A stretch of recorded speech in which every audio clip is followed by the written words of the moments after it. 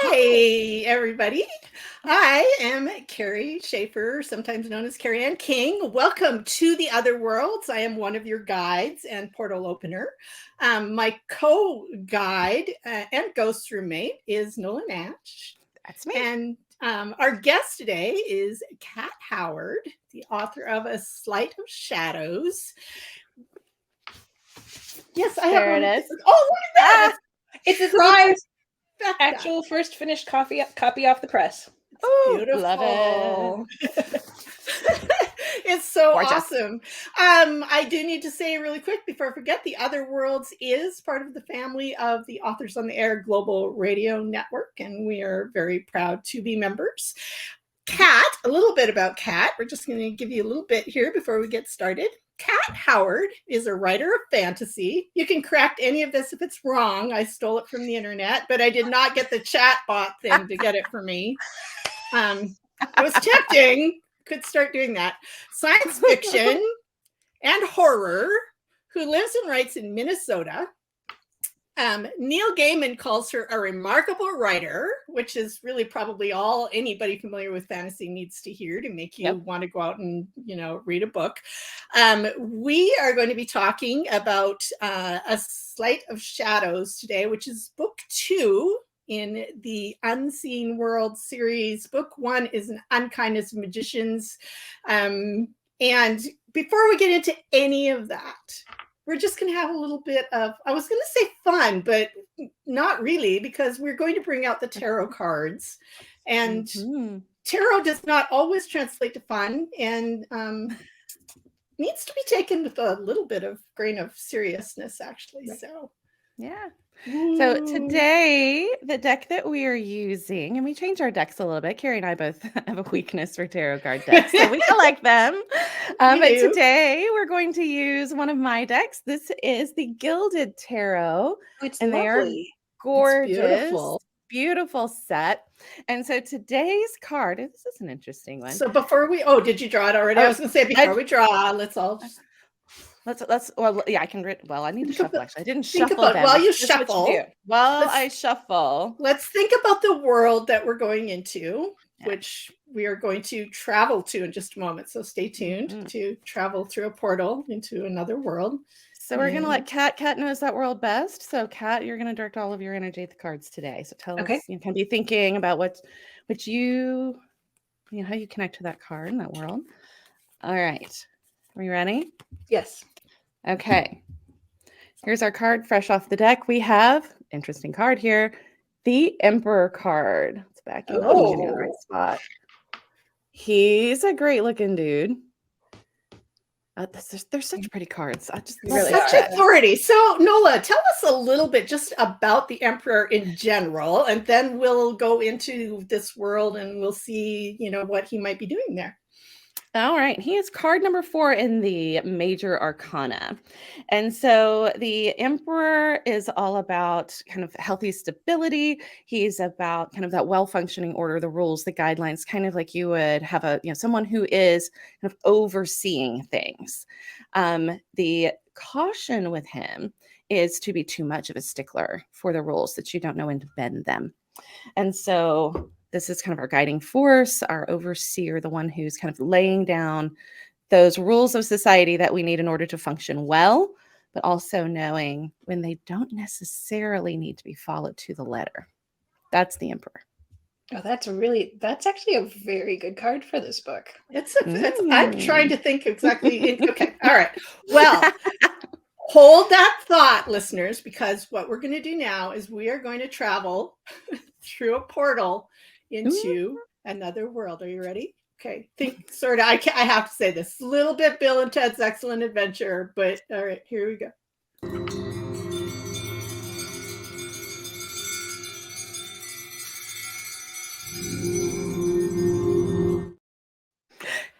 I love it. Oh, we're here. Look where we are. Wow. So, Kat, you are the creator of this world. Mm-hmm. So if you would tell us where we are in kind of space and time, what do we see around us? Where are we? What's the location? And then we'll get a little more into the magic that's involved in this. Absolutely. So the unseen world, which is the setting for these 2 books. There's only 2 books in the series, so we are done after this one. I know. Yeah, though. I'm Sad sorry. face. That's it. That's the end. All right, fine. I know. Okay. But it takes place in a modern set, very like ours, New York City. Okay, so New York City, I've been there once. I interrupted briefly. So I'm seeing great big tall buildings and trash on the streets and cars and traffic and people everywhere. Maybe not so much with the trash on the streets a lot of the time, although there is nope. Now that I've said that, I can think of actually a scene where trash on the street does play an extremely key role. But most of the time, Central Park is very important, and this is sort of Upper East Side, Upper West Side, the very wealthy enclave secrets. These are people who have a lot of power and a lot of money and can get pretty much whatever they want. So like exclusive New York. But also, yeah, Central Park is there, and there's something. If you've read the first book, there is something nasty hiding in Central Park. So let's assume people have not necessarily read the first book, and we'll talk about that a little bit. Actually, I love this. So suppose we were coming in just into the world at the beginning of that first book. What sort of, there's kind of a big magical event going on. Can you tell us a little bit about that magical event? The events of the first book are structured around an event called the Turning.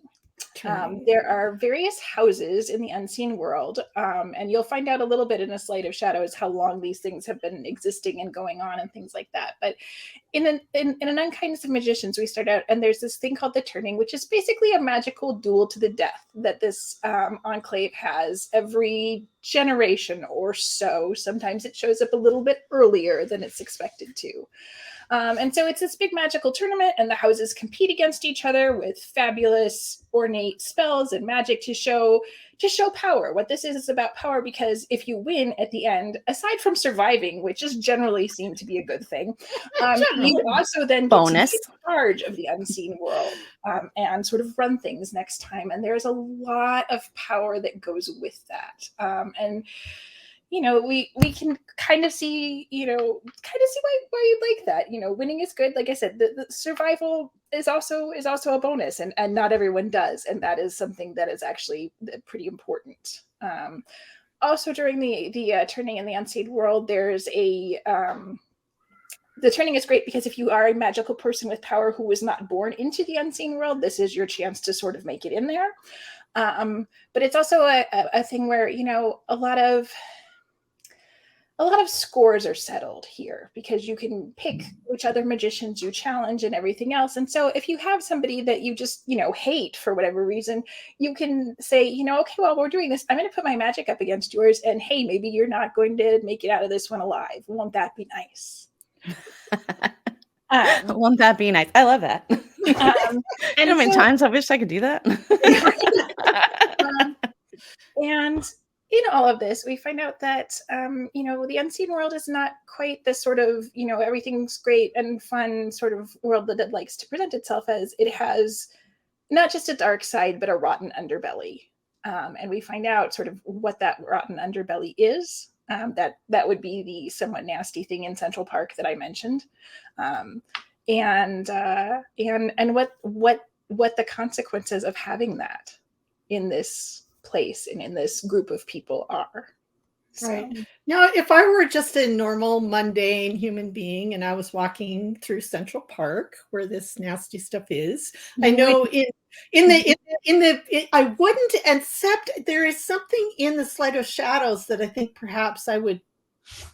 Right. Okay. So you wouldn't be aware of, or most magic is actually going to be invisible to you if you are a mundane person. Part of actually being in the unseen world is making sure, in fact, that magic is kept invisible from mundane people. They don't want the little people to know about it. It's one of those kind of deals. But in A SLEIGHT of Shadows, some things that have been haunting the unseen world sort of come back. They come back to the surface. They make themselves physically manifest. And it's such an intense thing when this happens, there's so much latent power and latent emotion in that even the mundanes, they don't notice that it's magic. You know, they're not walking through the park and they're not like, whoa, look at that over there, flying dog walkers, you know, like it's like that.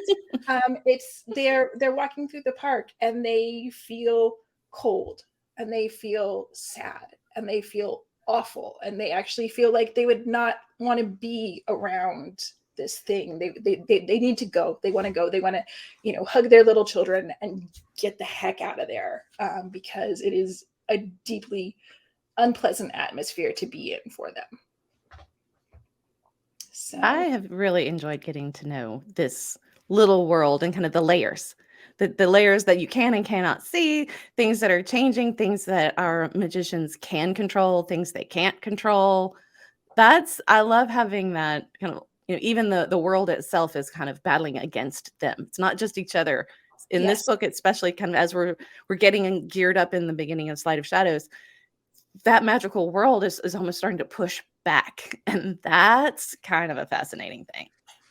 And that was really it. And that was really when I was thinking about, because it was also this series wasn't planned as a series. It was Unkindness of Magicians was originally supposed to be a standalone book. I thought that I was done. And so I wasn't writing that one with an eye to, okay, what do I need to have happen or set up or anything like that. And so the nice thing about that was when I had the finished book, I could sit there and really think, this is what I did. What are the consequences of this going to look like? Which was both a fun problem for myself and also a horrible problem for myself. You know, you could have made this a lot easier. Curse you, past cat. But, you know, sitting there and going, yeah, you know, people aren't going to be happy about this. Who else is going to be happy about what happened? And the thing is, you know, like I said, the setup in there is very much what I felt what happened. This was what made the unseen world exist, and all the interconnections in it were huge, big, old, complicated spells. The kind of thing where you would say, oh, you know, that really took on a life of its own. Well, when you're writing fantasy, you can actually make something like that take on a life of its own. Mm-hmm. And Absolutely. so bringing that forward and saying, yeah, actually, if you have something this large, it can. Well, because you become, as a writer, especially of a fantastical world like you've created, you are a magician of sorts in that you have to function within your own rules of magic that you've created. You can't ignore them. You can't. And the magic in the world, in this unseen world, comes at a cost always. Mm-hmm. Yes. We're not talking, you know, Harry Potter wave a wand magic. We're talking every time you cast a spell, it's going to hurt you or somebody else if you know how to do that. So right, yeah, there was one of the things that started this series for me. There's a quote from The Last Unicorn from Peter S. Beagle. I love that book. Isn't it wonderful? But yeah, so you'll know he says, you know, magic isn't about you know, having somebody else do this. It's about cutting out your own liver and not expecting it to grow back. Right. And so you know that you have to have that magic has to be sort of this deep, visceral thing, you know, and that was very much what I wanted to put into these books. So we do have a question. We have a little challenge. So your main character's name is Sydney. Yes. Yes. And Sydney is amazing, by the way. Yes, great character. She is a great character. She's very powerful. She can be ruthless, and yet she also can be very compassionate and very giving. So she's very complex. So the challenge we have for you today, for Sydney, I'm not sure about this one at all, but the question that came from a viewer reader was this: can this magician make my dog talk? Make your dog talk? Yes. Well, see, this is actually a very complicated question. It is. It depends on where we are in the series, because part of the issue is that, you know, Sydney is sometimes very, very powerful magically, right, and sometimes can barely light a candle magically. Right. And so slight of shadow wise, we really are kind of mostly at a stage where she's not being capable of really doing any magic at all. Right. But so let's assume, for the sake of the challenge, that she does have all of her magical powers and abilities. I think she would ask the dog if it actually wants to talk. I think she's not going to force anybody to do anything they don't want to. So if the dog is like, yeah, whatever, I love this person, and also we need to have some discussion about why I'm not getting more steaks. Then she'd be like, yeah, okay, we'll do this, and you let me know that when you want this to be over, and we'll limit it like that, and everything will work out fine. And but also if the dog is like, I hate this dude, I think what's going to happen is that this dude is going to be dead, and Sydney's going to have a dog.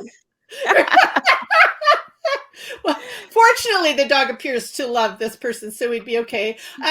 So the cost to Sydney, though, would be there would be a price she would have to pay. There would definitely be a price that she would pay. Again, so this is partially why she's going to want to make sure that the dog is okay with things. But it's also going to like. I'm assuming that whoever's asking probably knows her and knows the world. They wouldn't know to ask otherwise. Right, and so, if we walk back a little bit further into why the question is being asked, maybe it's being asked because the dog seems to be in pain or hurting or something like that. She feels like she can help the dog by helping the dog talk. If there's a reason that justifies the consequences, again, if it's just like, hey, this would be funny, well, make your own dog talk. Right. And there are very physical symptoms that come with doing magic, which I really like, because when you think about, most of us, when we're reading things about magic, we read about it, it's coming through their body. It's like it's part of their cellular makeup almost. And so using that, like you'd use any other part of your body, and expending that kind of energy, we experience physical symptoms even as mundane people when we do that kinds of things. But there are very physical symptoms that happen to the characters in this world when they do that. And would those symptoms then be worth those smaller spells or not? I guess you do kind of have to determine, is it worth it? Yeah, I mean, and that's absolutely one of the questions that I hoped that the book would raise in people's minds is, things like, even if you have magic, even if this is, your thing and it's no big deal, are you going to use your remote control to turn on your television? Or are you going to do a spell? Like, what is the most useful way, and what is the way that's not going to leave you, wiped out or having a bloody nose or whatever it is? And it was also, I wanted to show that there were sort of like levels of spells as well. So like the difference between I'm going to go take a walk around the block and I'm going to go run a marathon kind of magic. And so I wanted to show that the difference in how it affected the magician as well. Like what is going to take more out of you, and really put that the physicality in there to demonstrate that. Right.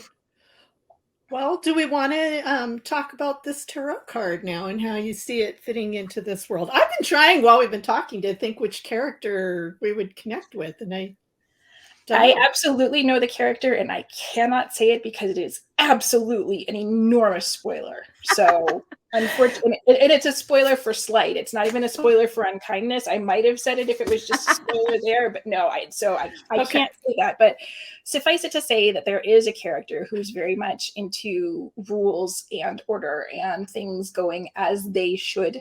And we see also what happens when the strict letter of the law interpretation of how they should kind of bumps up against what might be the moral interpretation. And so that's part of why I think this card was so great for this book, because we see not only that character, but other people in the story as well have to say, what exactly do the rules mean? Right. And not only should we break the rules, but maybe should we completely undo them and start over? Right. What if the rules are wrong? Yeah. They may not be the best rules. Yeah, even if they're old rules, even if they're the rules that founded this particular society, that have been a literal foundation of the magic for, a couple hundred years and things like that, that maybe it's time for a change. I like that. And I think that it's kind of fun that the readers are going to have to read the book to find out why the card fits. Right, exactly. So I mean, I think that's totally appropriate here. And I love that you can say without a doubt that card fits, but you're not going to tell us how. And I love it. that makes me very happy. It does. But yeah, I'm easily pleased, I guess. But I love it. It was kind of a perfect card. So it's so much fun when that perfect. happens. Well, Kat, where can people find you if they're looking to connect with you online? If they're looking to connect with me online, I have a website, cathowardbooks.com, and there is a contact form and other things that I have written and all sorts of information there. If you're looking sort of more casually, I don't think Twitter has exploded yet today. And so you can find me currently on Twitter as Cat with Sword. You can also find me in the same handle at Instagram right now. I write a little bit about writing and poetry and prose and things like that on a Substack called Epigraph to Epilogue. And so if you want sort of long form thinking sort of essays that are about other people's writing and not about mine, that's a good place to look to. Awesome. Well, we will be looking for those things. Go look for Kat's other books. Kat's been involved in graphic novels as well, and there's short stories. There's all kinds of fun stuff out there. So have a look. The current book is A Sleight of Shadows, which is out 4/25, April 25. Very soon. Yeah, coming right up. All right. Thank you for joining us in the Otherworlds. So thank you for having me. This was a blast. Stay with us here for just a minute, Kat, and we'll be right back. Excellent.